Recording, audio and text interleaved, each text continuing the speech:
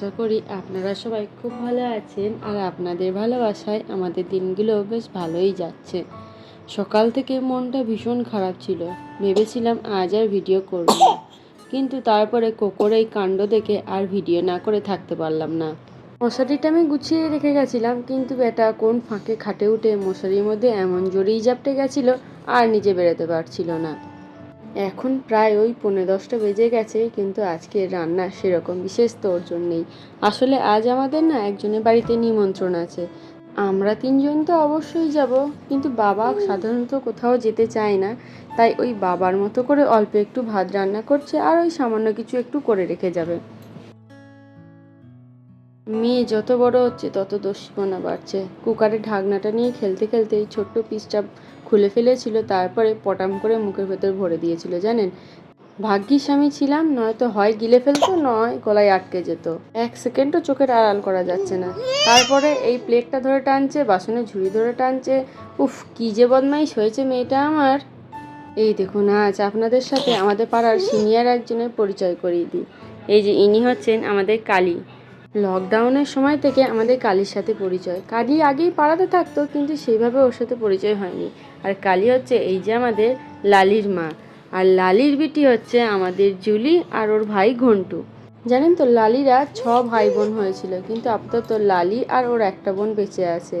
আর লালির আবার 4টে ছানা হয়েছিল, যার মধ্যে একটা হারিয়ে গেছিল আর একটা মারা গেছিল। আর আপাতত ঘন্টু আর জুলি এই দুজন আমাদের সাথেই থাকে। এই দেখুন, দুপুর হয়ে গেছে, নিমন্ত্রণ বাড়ি খেতে এসেছি। মামনি আর ওর বাবা আগেই চলে এসেছিল। ওর বাবা আগে খেয়ে বাড়ি ফিরবে, তারপরে আমি খেতে বসবো। আমার খাওয়া হয়ে গেছে, এবার আমি আর মামনি বাড়ি ফিরছি। আর ফিরতে ফিরতে মামনির ফোনে একটু ভিডিও করে দিচ্ছিলাম। মামনিরও খুব ইচ্ছা ইউটিউবে একটা চ্যানেল খোলার, তাই প্রতিদিন আমি একটু একটু করে মামনিকে ট্রেনিং দিচ্ছি কিভাবে ভিডিও করতে হয়, কি করে এডিট করতে হয়। জানেন তো, পাকুম যখন থেকে একটু একটু করে বসতে শিখেছে, তখন থেকেই দেখেছি মশারির দড়ি টেনে নিয়ে খেলা করতে ভীষণ পছন্দ করে। একদিকে ও দড়ি টেনে খেলা করছে, আর একদিকে আমার বড় বেটা আমার পাশে দাঁড়িয়ে দাঁড়িয়ে কুঁক কুঁক করে আমায় গান শোনাচ্ছে। উনি আমার ক্যামেরা দেখলে ভীষণ লজ্জা পায়, দূরে কেমন সরে বসে পড়লো। জানেন তো আজ সকালে কি হয়েছে? ঘুম থেকে আমি আগে উঠেছি, পাকুম তখনও পর্যন্ত ওঠেনি। তাই ওকে নিয়ে ঠাকুমার কাছে দেবো বলে বেরিয়েছি মশারি থেকে। সেই সময় হঠাৎ করে মনে পড়লো ঠাকুমায়ের ফোনটা কাল রাতে আমার কাছেই ছিল। আবার মশারির ভেতর ঢুকেছি ওই ফোনটা নিতে। সেকেন্ডবার যখন আবার মশারির মধ্যে থেকে বেরোতে গেছি, তখন ওর হাতটা সামহাও ওই মশারির মধ্যে আটকে গেছিলো, আমি দেখিনি। তারপর মশারিটা যখন টেনে ছাড়িয়েছি, হাতে একটুও ব্যথা পেয়েছে। যেহেতু ঘুমাচ্ছিল, সেই মুহূর্তে ওই অল্প ব্যথাটাতেই না ভীষণ ভয় পেয়ে গেছিল। আর তারপর তো ভীষণ কান্নাকাটি করছিল। সেই সময় আমার এত মনটা খারাপ হয়ে গেছিল, ভাবলাম যে দ্বিতীয়বার যদি আর মশারিতে না ঢুকতাম, অথবা যদি একটু খেয়াল করতাম, তাহলে হয়তো মেয়েটার আর লাগতো না। দেখুন না, সেই দিন বলেছিলাম ওর মাসি ফুটো ফুটো গেঞ্জি এনেছিল, সেটা আর আপনাদেরকে দেখানো হয়নি।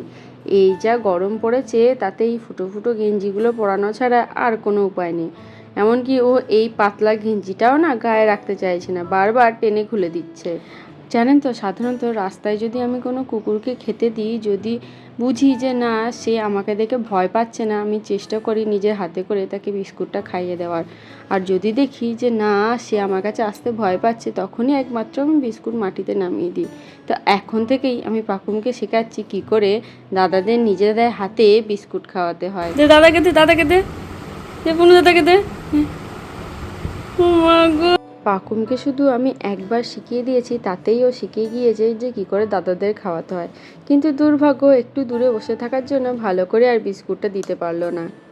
এই দেখুন, সন্ধেবেলাতে আবার পাকুমের একটা আঙ্কেল আর আন্টি এসেছিল ওর ভাইয়ের অন্নপ্রাশনে নিমন্ত্রণ করতে। পাকুমের ভাইটা পাকুমের থেকে মাত্র 4 মাসের ছোট। আর এই দেখুন কার্ডটা, দাঁড়ান একবার খুলে দেখি, আর সাথে সাথে আপনাদেরকেও দেখিয়ে নিই। এই কার্ডটা দেখতে গিয়ে না হঠাৎ করে আমার পাকুমের অন্নপ্রাশনের কার্ডের কথাটা মনে পড়ে গেছিলো। একটা কার্ড জানেন তো আমি গুছিয়ে রেখে দিয়েছিলাম যে পাকুম বড় হলে দেখাবো, কিন্তু এখন আর মনে করতে পারছি না যে সেই কার্ডটা আমি কোথায় রেখেছি। এছাড়াও আমাদের একটা ডিজিটাল কার্ড করেছিল, সেটা অবশ্য আমার ফোনে আছে, কোনো একদিন দেখি আপনাদেরকে সেটা দেখাবো। আর ওরা যখন এসেছিল এতগুলো খাবার একসাথে নিয়ে এসেছিল। এখন তো পাকুম খেতে পারবে না, তাই পাকুমের মা আর বাবাই খাবে। দাঁড়ান ভালো করে দেখি কি কি আছে। এই যে ঝালমুড়ি আছে, এই প্যাকেটের ঝালমুড়িগুলো অল্প থাকে ঠিকই, কিন্তু দারুণ টেস্টি লাগে। আর এই ফুল বিস্কুটগুলো দেখতে পাচ্ছেন, দাঁড়ান দেখাই। এই যে ভেতরে ফুল বিস্কুট, এই বিস্কুটগুলো আমার খুব ভালো লাগে। আর একটা জিনিস দেখবেন, এই যে আমার হাতে যে কেকটা দেখছেন, এটাকে ডোনাট বলে, কিন্তু অ্যাকচুয়ালি এটা খেতে কেকের মতোই, মানে কেকই বটে। এটা না আমার খেতে ভীষণ ভালো লাগে, আমি যখনই বাইরে যাই এটা একটা করে কিনে খাই। এই গরমে পাকুমটাও এত বিরক্ত হচ্ছে আর সবাইকে এত বিরক্ত করছিল যে সন্ধেবেলায় আমাকে আর কাজ করতে দিচ্ছিল না, তাই একটু দিদার সাথে ঘুরে এলো। আজ আর রাতের সেরকম বিশেষ কিছু রান্নার ঝামেলা নেই, সিদ্ধ সিদ্ধ ভাত, তাও আবার দুপুরে ভাত হয়েছিল। আর এখন এই যে আলুটা আর পটলটা ভালো করে কেটে ধুয়ে নিয়েছি, এটাই পাকুমের কুকারে 2টো সিটি দিয়ে নেব। বাবা আসলে আলু খেতে অতটা পছন্দ করে না, বাবাকে ওই পটল সিদ্ধটা দেবো। আর এদিকে ঘন্টুরও না আজকে ভীষণ খিদে লেগেছে।